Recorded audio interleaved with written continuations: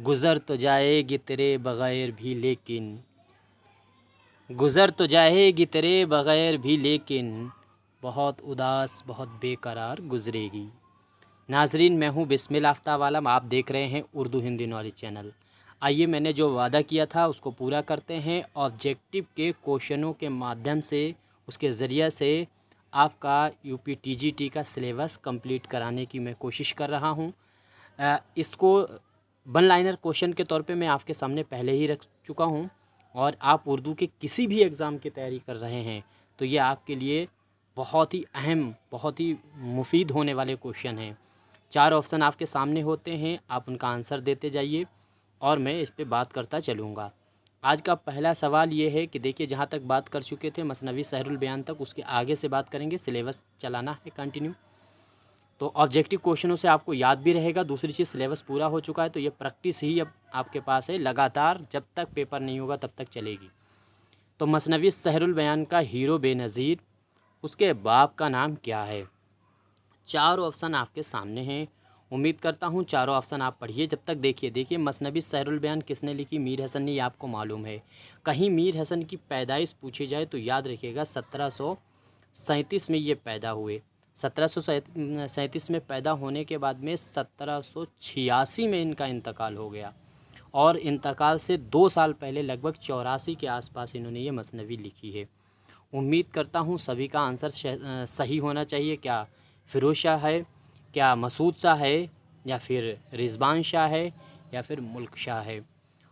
तो सभी के आंसर सही होने चाहिए। देखिए, ये जो ऊपर के 2 कैरेक्टर हैं, ये और ये पहला वाला कैरेक्टर तो सहरुल बयान का ही है, दूसरा गुलज़ार नसीम का है। उम्मीद करता हूँ बात क्लियर हो गई होगी। अब आपका आंसर सही होगा डी, मुल्क शाह। याद रखिए, बेनज़ीर का बाप जो था वो मुल्क शाह था, ये आपको हर हाल में याद रहना चाहिए। अच्छा, इसके बारे में एक चीज़ और भी याद रहे कि जो बादशाह ये मुल्क शाह था, किस शहर का रहने वाला था? तो इसके बारे में मुझे तो नहीं मालूम है, आप में से किसी को मालूम है तो ज़रूर बताइएगा। लेकिन बद्रे मुनीर का जो बाप था वो आपको याद रखना, वो सरनदीप जो है वहाँ का रहने वाला था। ये कल भी मैंने क्वेश्चन पूछा था। अब आपको बताना है कि इसमें बद्रे मुनीर जो है, उसका कैरेक्टर, उसके वालिद जो हैं वो किस मुल्क के रहने वाले हैं? यूरोप है, खरासान है, यमन है, या फिर सरनदीप है? उम्मीद करता हूँ ये तो बात मैंने अभी ही बताई है। ये आपका याद रखना है, डी आंसर आपका सही होगा। सरनदीप आपको हर हाल में याद रखना है। बद्रे मुनीर के वालिद जो थे वो यहाँ के रहने वाले हैं। अच्छा, फिर यूरोप का कौन है ये आपको बताना है। खरासान का कौन है, यमन का कौन है? आप में से जिसको भी पता है कमेंट करके ज़रूर बताइए। अच्छा, आप इतना ही बता दीजिए कि यूरोप का किस मसनबी में ज़िक्र हुआ है, बादशाह का खरासान के किस मसनबी में हुआ है, और यमन के बादशाह का किस मसनबी में हुआ है? कमेंट करके बताने की कोशिश कीजिए, और इस तरह के क्वेश्चन हर हाल में हल कीजिएगा, जिससे आपको बहुत फ़ायदा होने वाला है। आपकी ही कमेंट की वजह से, आपने कहा तो ये सीरीज़ शुरू की गई है। माह रुख का परी जो है, माह रुख परी का किरदार जो है वो किस मसनबी का है? यहाँ पे देखिए गलत लिख दिया है, टाइप किया गया है। उम्मीद करता हूँ आप जवाब देना है। माह रुख परी जो है वो किस मसनबी का किरदार है? चारों ऑप्शन आपके सामने हैं। देखिए, परियों का भी आपको जो झमेला है वो याद रहना चाहिए कि कौन सी परी किस में है। ये परियां भी डिस्टर्ब कर देती हैं। तो माह रुख अगर परी आपसे पूछा जाए तो वो किस मसनबी का किरदार है? महताब परी का अगर पूछा जाता है ज़िक्र किस में हुआ है, तो वो आपको याद रखना है, वो सबरस में हुआ है। अगर आपसे पूछा जाता है, सॉरी, सबरस करें, कुतुब मुश्तरी में हुआ है। अगर आपसे पूछा जाता है कि जो है पुखराज परी हैं, इसका ज़िक्र किस में हुआ है, तो आपको मालूम होना चाहिए पुखराज परी का ज़िक्र किस में हुआ है। और साथ साथ में आपको ये भी मालूम होना चाहिए कि अगर महताब परी के साथ में एक और आपसे कैरेक्टर पूछा जाता है, वो आपको हर हाल में याद रखना है, नीलम परी का। नीलम परी का किरदार है वो इंदर सभा का है। यहाँ पर माह रुख का किरदार आपको हर हाल में बताना है, तो ये आपको हर हाल में याद भी रखना है। तो उम्मीद करता हूँ सभी का आंसर सही होगा। ये गुलज़ार नसीम होगा। आपका आंसर डी सही होने वाला है। यही बेनज़ीर पे आशिक हो जाती है, ये भी आपको याद रखना है। आगे देखिए, मसूद शाह का जो किरदार है वो किसके वालिद, इनमें से जो दिए गए हैं शहज़ादे, वो किसका वालिद का नाम है? तो आपको मालूम होना चाहिए ताजुल मलूक के बाप का नाम ज़ैनुल मलूक था। इस तरह से आपको याद रखना है। तो मशहूर शाह के किसका वालिद है ये आपको बताना है। तो यही जो बादशाह है मसूद शाह का किरदार, यही सरनदीप का बादशाह था। अब उम्मीद करता हूँ क्लियर हो गया होगा। तो अब आपको आंसर सही होगा बद्र मुनीर। यहाँ पे बेनज़ीर गलत लगा दिया, बद्र मुनीर आपका आंसर सही होने वाला है। आगे देखिए, बेनज़ीर और बद्र मुनीर कितने दिन के बाद फ़िरोज़ शाह और नजमुल शाह का निकाह होता है। यानी बद्र मुनीर और जो बेनज़ीर की शादी हो जाती है उसके कितने दिन बाद। ये टाइपिंग में छोड़ दिए गए क्वेश्चनों का गड़बड़ कर देते हैं, टाइप करने के लिए दे दो बच्चों को, तो इसमें गड़बड़ कर देते हैं। खैर मैं बता रहा हूँ, ये सवाल ऐसे था कि बेनज़ीर और बद्र मुनीर की जो शादी होती है उसके कितने दिन के बाद जो है वो फ़िरोज़ शाह और नजमुल शाह का निकाह होता है। 5 दिन बाद, 4 दिन बाद, 7 दिन बाद, या फिर 6 दिन बाद। तो ये जो ऑप्शन है आपके सामने, इनमें से आपको याद रहे। तो ये शादी जो होती है वो उसकी चौथी के दिन होती है। किसके चौथी के दिन होती है? बेनज़ीर और बद्र मुनीर का निकाह जो होता है, शादी होती है उसके चौथी के दिन इनका नजमुन्निसा और फ़िरोज़ शाह का निकाह होता है। अच्छा, फ़िरोज़ शाह जो होता है ये कैरेक्टर याद रखिएगा, जिनों का बादशाह होता है। बादशाह जो होता है उसका बेटा है, जिनों के बादशाह का बेटा है फ़िरोज़ शाह, जिसकी नजमुन्निसा से शादी होती है। मसनबी गुलज़ार नसीम में कुल कितने अशार हैं? बहुत इम्पोर्टेंट क्वेश्चन है, इसको रट जाइएगा तभी आप बता सकते हैं। आप में से जिसने बहुत ही अच्छे से पढ़ाई की होगी इस मसनबी गुलज़ार नसीम के बारे में, वही इसका जवाब दे सकता है। वेरी इंपॉर्टेंट क्वेश्चन है। तो उम्मीद करता हूँ आंसर सबका सही होना चाहिए। 1521, इसको बिल्कुल याद कर लीजिएगा, 1521। आगे देखिए, दयाशंकर नसीम ने किसके अहद में होश संभाला था? ये भी क्वेश्चन खूब पूछा गया है। चारों ऑप्शन आपके सामने हैं, उम्मीद करता हूँ सभी को याद होना चाहिए कि किसके दौर में इन्होंने होश संभाला था। नवाब वाजिद अली शाह के होश या है गाज़ीउद्दीन हैदर हैं, मुबारक अली शाह हैं, अमजद अली शाह हैं। तो ये आपको याद रखिएगा, सी आंसर सही होगा, अमजद अली शाह का नाम आपको याद रखना है। आगे, गुलजार नसीम जो है वो किस सन में लिखी गई? 1855 है, 45 है। देखिए 1845 याद रखिएगा, ये सन जो है, इस सन को इंतकाल हुआ है पंडित दयाशंकर नसीम का। तो इससे पहले ये लिखी गई है। तो आपका आंसर सही क्या होगा? उम्मीद करता हूँ सभी का आंसर बिल्कुल सही होना चाहिए। तो जिसका भी आंसर 1839 है वो बिल्कुल सही है, यानी डी आंसर आपका सही होने वाला है। अगला सवाल है कि जिस वक्त बेनज़ीर और बद्र मुनीर की पहली मुलाकात हुई थी उस वक्त बेनज़ीर की उम्र क्या थी? तो बेनज़ीर की उम्र क्या थी, और उम्र से मुतालिक सवाल भी पूछ लेते हैं कि ये जब मुसीबत में फंसेगा तो क्या उम्र थी, या सो रहा था छत पे सोने के पलंग पर तो उम्र क्या थी। इस तरह के सवाल आपसे पूछे जाते हैं। तो इसमें आपका जो आंसर सही होगा 16 साल। 16 साल इसकी उम्र थी जब इसकी पहली बार मुलाकात बद्र मुनीर से हुई थी। अब यहीं पर एक दूसरे सवाल याद रखिए, अगर बद्र मुनीर की उम्र पूछी जाए तो उसकी 15 साल थी, ये याद रखिएगा। अब ये देखिए अगला सवाल, जिस वक्त बद्र मुनीर और बेनज़ीर के इश्क के बारे में, बद्र मुनीर और बेनज़ीर दोनों के इश्क के बारे में माह रुख परी को पता चलता है तो उसने किसकी कसम खाई थी कि वो बेनज़ीर को सज़ा ज़रूर देगी। चूँकि इस जो बेनज़ीर था इसको जो माह रुख परी थी वो उठा ले गई थी, वो इस पर आशिक हो गई थी, इससे मोहब्बत करने लगी थी, और उसने इसको कुल का घोड़ा दिया था सैर व सियाहत के लिए कि आप टहल सकते हैं, घूम सकते हैं। लेकिन इसने क्या किया, इसकी मुलाकात बद्र मुनीर से हो गई और फिर इसकी इश्क की कहानी बद्र मुनीर से शुरू हो गई। इसकी खबर एक देव ने बताई थी माह रुख को, तो माह रुख ने कसम खाई थी कि इसको सज़ा ज़रूर देगी। तो किसकी कसम खाई थी? हज़रत यूसुफ़ की, हज़रत दाऊद की, हज़रत सुलेमान की और हज़रत इब्राहीम की। तो ये आपको आसान सवाल है, सभी को मालूम होना चाहिए। हज़रत सुलेमान की कसम खाई थी। देखिए जब जिन परी और इस तरह का भूत प्रेत की जो कहानियाँ किससे शुरू हो तो उनमें एक नाम याद रखिएगा, हज़रत सुलेमान, उनका ज़रूर नाम इस तरह से जुड़ कर के आता है। आगे देखिए, मज़हब इश्क 1803 में लिखी गई है, ये तसनीफ़ किसकी है? तो ये चारों ऑप्शन आपके सामने हैं, उम्मीद करता हूँ सभी का नाम याद होना चाहिए, सभी को इसका नाम याद होना चाहिए। एक बात और याद रखिएगा कि जो मसनबी है गुलज़ार नसीम, उससे पहले गुलज़ार नसीम जो है वो मज़हब इश्क के नाम से निहाल चंद लाहौरी ने लिखी थी। आंसर याद रखिए 1803 में लिखी थी। ये भी आपको याद रखना है, फोर्ट विलियम कॉलेज में गिलक्रिस्ट की फरमाइश पे इसको लिखा गया था। अच्छा, उससे पहले क्या था, ये नस्र में इन्होंने लिखा था। और उससे पहले ये जो है फ़ारसी में इसको लिखने का काम इज़्ज़तुल्लाह बंगाली ने 1722 में किया था। लेकिन बाद में इसी मसनबी को नस्र में करके उर्दू ज़बान में नस्र में किसने किया है, वो फ़ारसी में लिखा गया है इज़्ज़तुल्लाह बंगाली ने।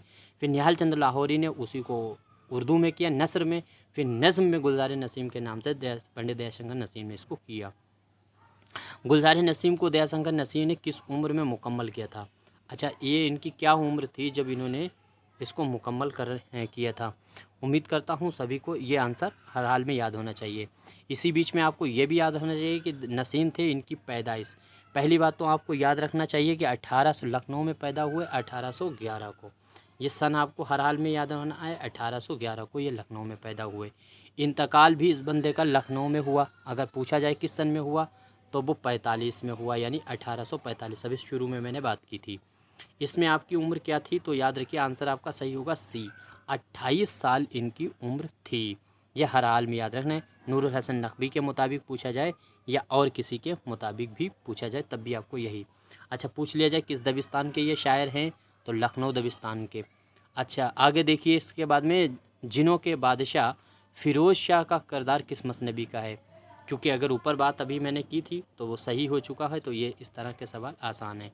गुलज़ार सहरुल बयान का किरदार है, ये आपको हर हाल में याद रखना होगा। उम्मीद करता हूँ सभी का आंसर ये सही भी हुआ होगा।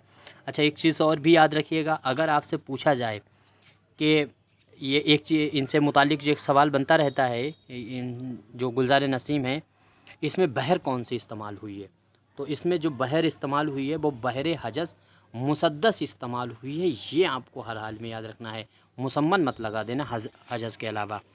हजस तो है लेकिन मुसद्दस, मुसम्मन मत लगाना। दुनिया की बेसवाती और ख़ुददारी किस शायर के पसंदीदा मौजू हैं? तो गालिब के हैं, मीर के हैं, या फिर मीर हसन, या फिर नसीम। उम्मीद करता हूँ इस तरह के सवाल अगर आपसे सही हो रहे हैं तो आप अच्छी तरह तैयारी में हैं, ये बिल्कुल मान के चलिए। और आपके गलत कितने हैं ये होते हैं क्वेश्चन, उनको कमेंट में ज़रूर बताया कीजिए। जो क्वेश्चन गलत होता है उसको अपने पास नोट कीजिए। तो ये आंसर आपका सही होगा डी, दयाशंकर नसीम का नाम आपको याद रहना चाहिए। इसके बाद में अगला सवाल देखिए। अगला सवाल है, ये कॉल है, किस नक्काद ने मसनबी गुलज़ार नसीम को शायराना और फ़नकाराना तख्लीक का मोजज़ा कहा है? अच्छे से याद रखिएगा, हर हाल में इसको याद रखना है। अच्छा, इस तरह से एक और कॉल भी पूछ लिया जाता है कि शेर व शायरी के जिन पहलुओं के एतबार से लखनऊ बदनाम है, गुलज़ार नसीम ने उन्हीं पहलुओं से लखनऊ का नाम ऊंचा किया है। अगर ये कॉल पूछ लिया जाए किसका है, तो है रशीद अहमद सिद्दीकी का। आपको याद रखना चाहिए। ये आपका कॉल किसका होगा, तो एहतशाम। आपका आंसर सही होगा बी, एहतशाम का ये कॉल है। रियायत लफ्ज़ी का इस्तेमाल कसरत से किस मसनबी में हुआ? तो अगर ये कॉमन सेंस का भी सवाल है, अगर आप अंदाज़ा लगा सकते हैं तब भी ये सवाल बताया जा सकता है।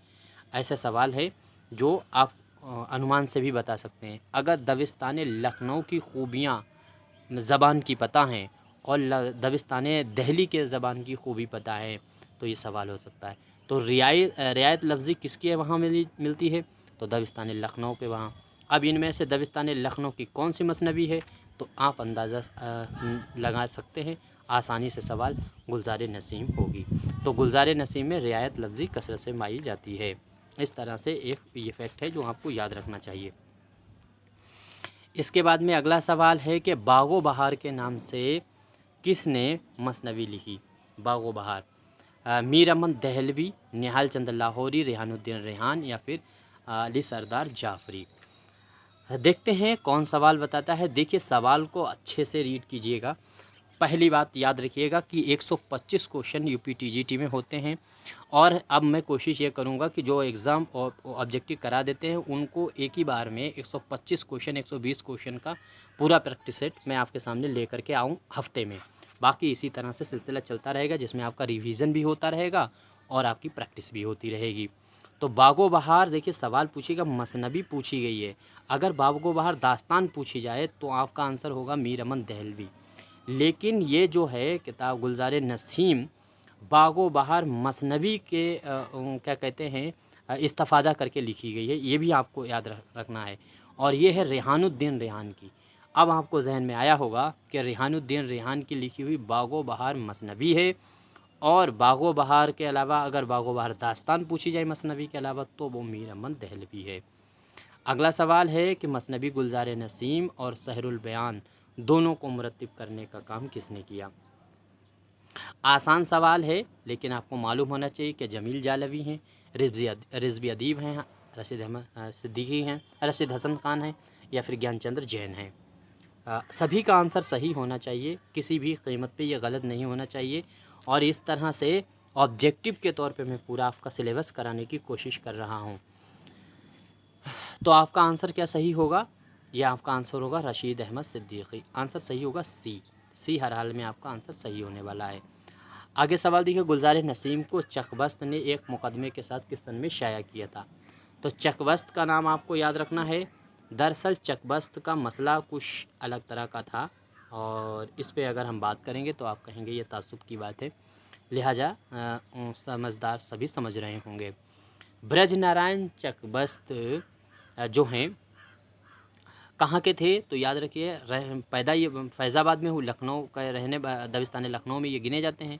लेकिन ये क्या कहते हैं इनके अजदाद जो हैं वो कश्मीरी पंडित थे। तो इनकी पैदाइश चकबस्त की, अच्छा देखें आप में से बताना है कि चकबस्त की पैदाइश किस सन में हुई। अब इसमें आपका आंसर सही होगा 1905। 1905 में गुलजार नसीम को लेकर के एक मार्का हुआ था चकबस्त और सरूर के बीच में। उसी मार्का को मुकदमा के साथ इन्होंने शाया किया है गुलजार नसीम को, क्योंकि पंडित दयाशंकर नसीम जो हैं उनका भी ताल्लुक़ कश्मीरी पंडितों से है, चकबस्त का भी ताल्लुक़ कश्मीरी पंडितों से है। और फिर ये कॉमन फैक्ट है कि आपस में ये इंसान अगर हैं तो अपनी थोड़ा सा बिरादरी होती है, उसका थोड़ा सा जज्बा रहता है, तो याद रखिएगा। और ये सबसे ज़्यादा हाली की मुकदमा शेर व शायरी और हाली पर एतराज़ भी इसी चकबस्त ने ही किए हैं। आगे देखिए, गुलजार नसीम का किरदार समन परी बकौली की सहेली है। ये पहली बात तो यही याद रखिए कि समन परी कौन है, तो बकौली की सहेली है। वो किस फ़न में माहिर है, तो वो देखिए इल्म रियाजी है, मंतिक़ है, पैगाम रसाई है, या फिर जुआ खेलने में। उम्मीद करता हूँ सभी का सही आंसर होना चाहिए। देखिए जुआ खेलने का जो कैरेक्टर है गुलजार नसीम में वो हामला देवनी जो होती है उसका माना जाता है। यहाँ पे क्या आंसर होगा आपका? पैगाम रसाई। ये आपको पैगाम रसाई से मुतालिक याद रखना है। समन परी है, बकौली की सहेली है। यहीं तक क्वेश्चन थे जो मैंने आपके सामने रखे। इन क्वेश्चनों में कोई गलती हुई तो ज़रूर बताइएगा। कल से कैरेक्टर और फिर उसके आगे इसी तरह से कंटिन्यू चलते रहेंगे। अगर यूजीसी नेट की तैयारी कर रहे हैं तब भी आपके लिए बहुत मुफीद होने वाला है, क्योंकि यूजीसी नेट का अभी तक सिलेबस और टी का सिलेबस एक ही जैसा है जहाँ तक अभी चल रहे हैं हम। आगे कुछ बदल जाएगा, टीजीटी का दायरा बढ़ जाएगा, यूजीसी नेट का जो सिलेबस है वो उतना ही रहता है। तो उम्मीद करता हूँ आपको अच्छा लगा होगा। अगर आप चैनल पे नए हैं सब्सक्राइब करके आप मेरे चैनल से जुड़ सकते हैं। बाकी आपका वीडियो देखने के लिए बहुत शुक्रिया।